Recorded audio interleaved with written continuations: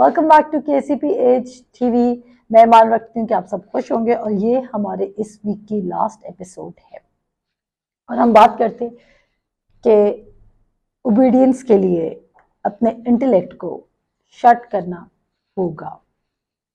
अगर आपको multiple biblical examples जिनके बाद हम बिग मिरेकल्स को मैनिफेस्ट होते हुए देख रहे हैं, मैंने आपको बताया कि किस तरह उन्होंने अंडरस्टैंडिंग में नहीं चले कि ये चीज़ कैसे पॉसिबल होगी। इवन अगर आप एलिशबा और जकरिया का वाक़या पढ़ें तो उसमें जकरिया जो है वो कंफ्यूज्ड है और वो कहता है ये क्यों कर होगा, और उससे बोला मैं खुदा के हजूर या फिर जब्राइल फरिश्ता खुदा के हजूर खड़ा था और मुझे पता है कि खुदा किस तरह काम करता है। पर जकरिया क्या कर रहा है, बैक टू बैक क्वेश्चंस कर रहा है क्योंकि उसको उसी टाइम अंडरस्टैंडिंग की जरूरत है। और यूजुअली क्या होता है कि हमारी अंडरस्टैंडिंग हमें बेतकादी की तरफ लेके जा रही थी और फरिश्ते को क्या करना पड़ा, फरिश्ते को उसके मुंह को शट करना पड़ा ताकि वो अंडरस्टैंडिंग के चक्कर में कहीं बेतकादी स्पीक ना करता रहे, वो बार बार ये ना बोलता रहे कि ये कैसे होगा। इवन अगर खुदा ने आपको कुछ ओबीडियंस को कोई काम कहा है करने को, कोई स्टेप लेने को कहा है, कोई फेथ का एक्शन लेने को कहा है और आप बार बार कह रहे हैं कि ये कैसे होगा, तो आप क्या, आप व्हाट डू यू थिंक कि आप अपने दिल में कौन सा बीज गिरा रहे हैं? आप अपने दिल में यह बीज गिरा रहे हैं कि ये पॉसिबल नहीं है। पर आप ये क्यों भूल जाते हैं कि कलाम कह रहा है कि with God all things are possible. जो काम इंसान से नहीं हो सकता वो खुदा के साथ मुमकिन है। नंबर 2, वो कहता है जो एतकाद रखता है उसके लिए सब कुछ हो सकता है। जो एतकाद रखता है, इसका मतलब है ओबीडियंस के लिए फेथ चाहिए और वो फेथ आपके लिए कुछ भी कर सकता है। अंडरस्टैंडिंग में मत जाए। और यूजुअली जब हम नेगेटिव वर्ड्स पे प्रीच कर रहे होते हैं, मैं लोगों को कहती हूँ कि आप अपनी जिंदगी में नेगेटिव वर्ड्स मत बोलें, तो लोग क्या कहते हैं, लोग कहते हैं वर्ड्स का हमारी डेस्टिनी से, हमारी डेस्टिनेशन से क्या ताल्लुक है? हम तो सर्कमस्टांसेस की वजह से हमारे साथ ऐसा हो रहा है, बट वो बिब्लिकल प्रिंसिपल्स मैंने आपको फिर कहा क्योंकि वो फील करना चाहते हैं और जो वो देख रहे हैं सिर्फ वही उनके लिए रियल है। और तभी वर्ड आपके लिए काम नहीं करेगा। क्या वर्ड पावर नहीं रखते हैं? नो। मेरी सिचुएशन हो या आपकी सिचुएशन हो, अगर हम बिब्लिकली दो सिचुएशंस को कंपेयर करें तो यार की बेटी उसी वक्त दम तोड़ती है और जो लाजर है वो 4 दिन से मुर्दा पड़ा है। पर खुदावंद यीशु मसीह यार की बेटी को भी जिंदा कर देते हैं और खुदावंद यीशु मसीह मुर्दा लाजर को कब्र से भी बाहर बुला लेते हैं। वर्ड 4 दिन बाद भी काम कर सकता है, 400 साल बाद भी काम कर सकता है और एक इंस्टेंटली भी काम कर सकता है। लेकिन जब आप वर्ड के साथ अंडरस्टैंडिंग मांगेंगे कि ये पॉसिबल कैसे होगा, तब आप सुपरनैचुरल से बाहर निकल जाएंगे। और यूजुअली हम खुदा से अंडरस्टैंडिंग इसलिए मांग रहे थे क्योंकि हम खुदा से पूछना चाहते हैं कि इसमें हमने अपना रोल क्या अदा करना है। और जब हमें अपना रोल समझ नहीं आ रहा था तो हम कहते हैं कि ये खुदा खुद ब खुद कैसे कर सकेगा, फाइनेंसेस कैसे प्रोड्यूस होंगे, शिफा कैसे जारी होगी। डॉक्टर की रिपोर्ट कह रही है कि ये पॉसिबल नहीं है, डॉक्टर की रिपोर्ट कह रही है कि इस शख्स के पास कुछ महीने रह चुके हैं और हम डॉक्टर की रिपोर्ट का तो यकीन करते हैं। अब देखें, एक फॉर एग्जांपल किसी को कैंसर हो गया, वो मेडिकल स्टूडेंट नहीं है, उसने नहीं पढ़ा, पर जो डॉक्टर ने उसके बारे में क्या दिया, उसने अपनी बॉडी खुद नहीं देखी, पर वो डॉक्टर ने जो उसका मायना किया, उसको डायग्नोस किया, उसने उसका यकीन किया।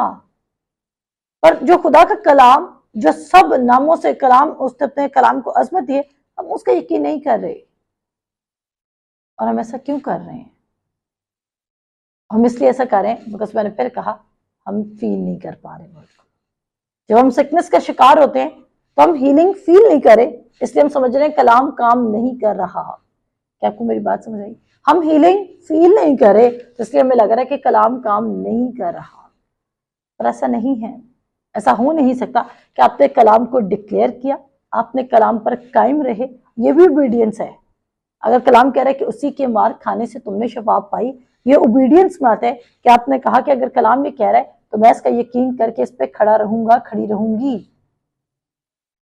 पर मैंने कहा कि हम ओबीडियंस में हम वेट करें मूसा की तरह, खुदा में कहेगा मेरे कुल्जुम के 2 हिस्से कर दो, एलिया की तरह सारपत की बेवा के पास जा, या पतरस की तरह आग कश्ती से उतर या जाल डाल। आज आपकी जिंदगी में सिकनेस है, वर्ड क्लियरली डिक्लेयर कर है कि उसी के मार खाने से तुमने शिफा पाई। सवाल ये पैदा होता है हम अपने इंटेलेक्ट को कंट्रोल कैसे करें।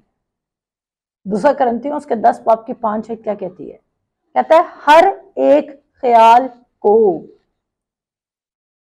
क्योंकि आपको आपका जो इंटेलेक्चुअल माइंड है वो आपको ख्याल देगा, और वो कैसे ख्याल देगा, वो कहेगा कि ये पॉसिबल नहीं है, क्योंकि हम लॉजिकली ट्रेन्ड है इस चीज में कि हमारा माइंड जो है वो रीजनिंग के साथ काम करता है, और जब तक हमें रीजनिंग नहीं दी जा रही होती तो हम चीजों को एक्सेप्ट करने से डरते हैं।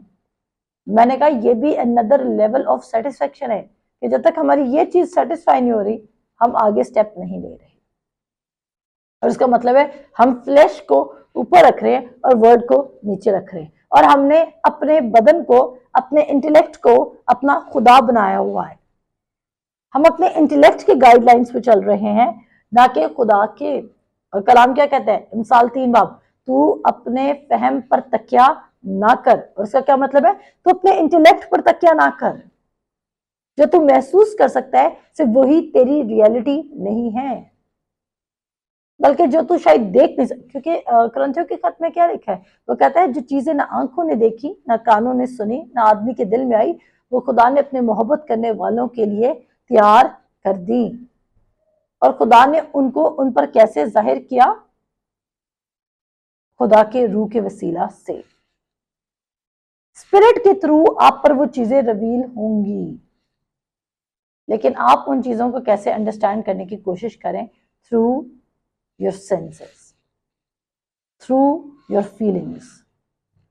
अब मैं फिर रिपीट करूंगी, ओबीडियंस का फीलिंग से, जज्बात से कोई ताल्लुक नहीं है। ओबीडियंस का ताल्लुक इस बात से है। और फेथ क्या है, आपको फेथ की डेफिनेशन आती है? फेथ का मतलब ही है कि चीजें मौजूद है पर नेचुरल में वो नजर नहीं आ रही, उसको हम फेथ कहते हैं। फेथ हम किसको कहते हैं, चीजें मौजूद हैं पर नेचुरल में नहीं। इसका मतलब है कि हम उनको अपनी नेकेड आइज से, अपने इन ईयर्स से नहीं सुन सकते, उनको महसूस नहीं कर सकते। अब अगर वो कहता है कि ओबीडियंस के लिए फेथ चाहिए, तो मेरे अजीजों इसका मतलब है कि समथिंग जिसका आपने रिजल्ट्स नहीं देखे, पर आप उस शख्स की ओबीडियंस करेंगे जिसके कैरेक्टर का आपको यकीन है। अगर आपको खुदा के कैरेक्टर का यकीन है तो आप उसकी ताबेदारी करेंगे। ओबीडियंस या डिसोबीडियंस में चलने के लिए खुदा के किरदार की क्लैरिटी होना ज्यादा जरूरी है। न्यू कवेनेंट की क्लैरिटी होना जरूरी है। न्यू कवेनेंट और ओल्ड कवेनेंट अनमिक्सेबल कवेनेंट्स हैं, इसकी अंडरस्टैंडिंग होना जरूरी है। फजल को फजल रन देना है, उसके साथ काम मिला के उसको बेकार नहीं करना, इसकी अंडरस्टैंडिंग होना जरूरी है। 2 Corinthians चैप्टर 10 वर्स 5 में चलते हैं, और यहां पर लिखा है, कहते हैं चुनाचे हम तस्वुरात और हर एक ऊंची चीज को जो खुदा की पहचान के बरखिलाफ सर उठाए है ढा देते हैं, और हर एक ख्याल को कैद करके मसीह का फरमाबरदार बना देते हैं। कौन से ख्याल को, जो ख्याल उसकी नाफरमानी करना चाह रहा है, जो ख्याल हमें कह रहा है कि अगर हमें समझ नहीं आएगी तो हम आगे मूव नहीं करेंगे। अगर पतरस कभी बोट से उतरता ना तो वो कभी भी अंडरस्टैंड ना कर पाता, या कभी भी देख ना पाता, या एक्सपीरियंस ना कर पाता कि वो पानी पर चल सकता था खुदा यीशु मसीह के कहने पर। पतरस पानी पे थोड़ी चला था, पतरस खुदा के कलाम पर चला था। और ये बात आपको, इस बात को बार बार, इस एपिसोड को बार बार सुनिएगा तब आपको मेरी बात समझ आएगी। पतरस पानी पर नहीं, वो खुदा के कलाम पर चला था। उसने बोला आ, और उसका कलाम आपको कहीं पर भी चला सकता है। लेकिन उसके कलाम को आपने आपने खुदा के साथ रिलेशनशिप को ना एंजॉय करना शुरू करना है, और खुदा से ऊपर किसी चीज को प्रायोरिटाइज नहीं करना है। और इस आपको अंडरस्टैंडिंग मिल रही है खुदा की बात की, नहीं मिल रही, नो प्रॉब्लम, हमने खुदा को ओबे करना है। क्योंकि जब हम खुदा को ओबे करते जाएंगे तो जब हम पीछे जाते हैं हम कहते हैं अच्छा ये काम खुदा ने मैं इसलिए करने को कहा था और वो काम खुदा ने मैं इसलिए करने को कहा था क्योंकि इस काम के ये रिजल्ट निकले और उस काम के ये रिजल्ट निकले। अब वो कहता है हर एक ख्याल को कैद करके मसीह का फरमाबरदार बना देते हैं। हमने क्या करना है, तमाम इंटेलेक्ट क्वेश्चंस, लॉजिकल क्वेश्चंस या ऐसे क्वेश्चंस जो हमें ये बताना चाह रहे हैं कि हमने क्या हम सिक्योर हैं, और यूजुअली खुदा की ओबीडियंस करने के लिए हम पहले सिक्योरिटी देखते हैं कि क्या हम सिक्योर स्टेप ले रहे हैं। और जब तक आप अपनी लाइफ सिक्योरिटी को छोड़ेंगे नहीं तब तक आप खुदा की ओबीडियंस में नहीं चल सकते, क्योंकि फिर कहा खुदा की ओबीडियंस फेथ पर रिक्वायर्ड है, और फेथ का मतलब है कि चीजें नजर नहीं आ रही, चीजें मौजूद नहीं हैं, और आप फेथ की अंडरस्टैंडिंग में चलने के लिए, फेथ क्या है आपको पता है, फेथ भी स्पिरिचुअल है। We have been given the spirit of faith. तो जो फेथ है वो स्पिरिचुअल चीज है। आप फेथ को फील नहीं कर सकते। क्या आप अपनी रूह को जो खुदावंद यीशु मसीह जैसी है, क्या उसको आप महसूस कर सकते हैं? क्या आप उसको देख सकते हैं? क्या आप उसको छू सकते हैं? नहीं।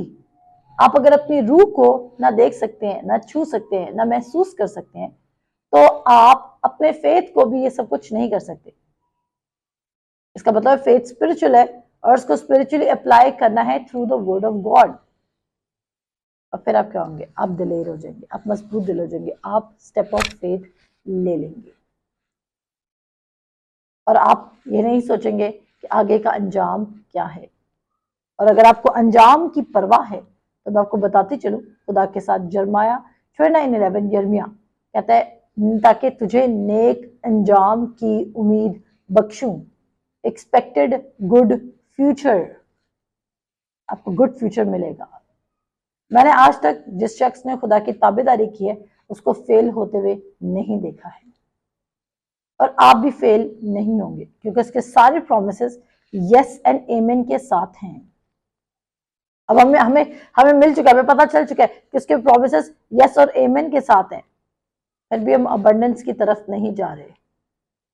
मैं एक वर्स पढ़ूंगी, एक वर्स देखते हैं, ताकि अगर जब भी आपको लैक की थॉट्स आए, जब भी आपको लगे कि आपके लिए चीजें काम नहीं करी, आप करें। इब्रानियों के 6 बाब की इंग्लिश में पढ़े थे, इब्रानियों के 6 बाब उसकी 13, 14 और 15 कहती है, For when God made promise to Abraham, because he could swear by no greater, he swore by himself, saying, Surely I will bless thee, and multiplying I will multiply thee. Surely I will bless thee, and surely I will multiply thee. खुदा ने क्या promise दिया? मैं surely assurance के साथ तुझे bless करूंगा और अश्योरेंस के साथ तुझे मल्टीप्लाई करूंगा। तो अगर आप अपनी मल्टीप्लिकेशन को और अबंडेंस को और ब्लेसिंग को पहले अंडरस्टैंड करना चाहते हैं और फिर उसमें मूव करना चाहते हैं, तो आप कभी भी उस पर मूव नहीं कर सकते। ओबीडियंस का क्या मतलब है? आप ओबे करें। अगर शैतान आपको कह रहे हैं आके कंडेम करें, तो आप उस कंडेमिनेशन को रिसीव नहीं करें, बल्कि आप ओबीडियंस पे चल रहे हैं कि वो कहता है कि उसी की वसीला से मैं रास्तबाज हूँ। मैं गुनाहगार था, लेकिन उसने मेरे सारे गुनाह उठा लिए ताकि उसकी रास्तबाजी मुझ पर आ जाए। आप यकीन के साथ उसके साथ मूव कर रहे हैं। आमीन। सब मिलते हैं आपसे नेक्स्ट एपिसोड में। खुदा हाफिज।